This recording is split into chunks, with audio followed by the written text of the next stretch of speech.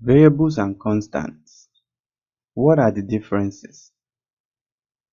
I know you have heard of variables before because in previous tutorials we discussed about variables. But then there are some key facts about variables we are here to take note of. For example, variables in PHP are loosely typed. You might wonder, what does this mean? This means that in PHP, you don't need to declare the type of variable your variable will be. Like it's stated here, integer. No, PHP does not need to know.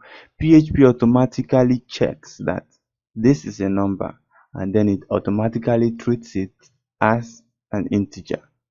So you don't need to also tell PHP that, oh, this variable is going to be a string. PHP automatically does that for you.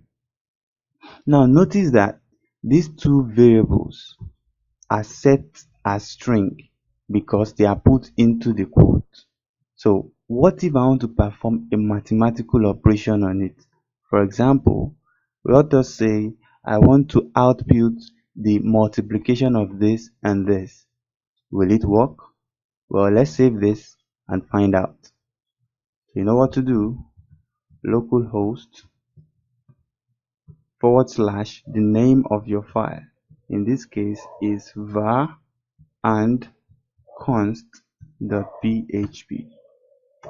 Click enter and you see it produces the number 2000. What does this tell us? This simply tells us that PHP takes care of the type of variable that we are dealing with. Therefore, we say that PHP is loosely typed when dealing with variables. You need to take very good note of that. Now, switching over to constants. You might be wondering, what are constants? Just as the name implies, constants are values that do not change throughout the entire course of our programs. So constants are more like variables, but what they do is that the values they hold do not change throughout the course of the program. So how can you create your own constant? Very simple. This is the format. You use the define function. Within it, it contains two parameters that you are expected to supply.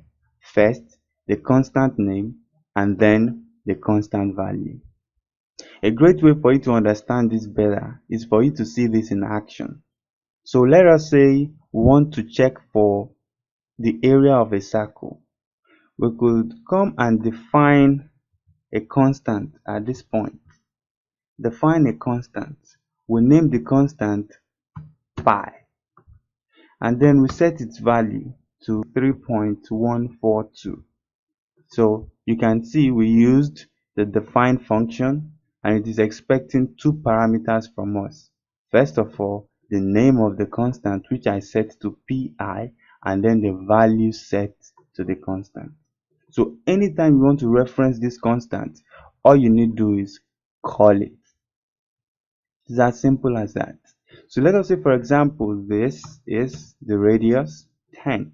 And so we want to output the area of a circle with radius 10. What do? So we simply say echo. I like to be a little bit creative here. So I'll just say area, supply a colon and a space. Then I'll concatenate this with pi multiply by the variable r multiply by the variable r. It's as simple as that.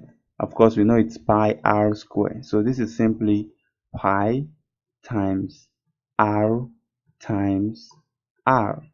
Now, I concatenated this with the string area so that our answer will be looking neat.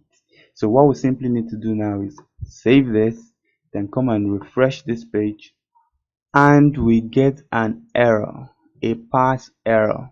Said there's syntax error, unexpected variable in line 4. So let's go to line 4. It wasn't expecting this. Why? Because we did not end this with the semicolon. So that's a way to tackle all these kind of errors. So what we need to do now is what? Save and refresh. You notice that we get our result 314.2.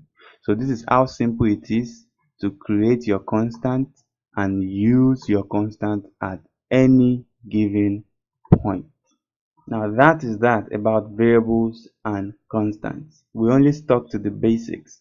There are many more things to still learn about constants, most especially the fact that PHP has predefined constants that you can make use of to do so many things in your programs.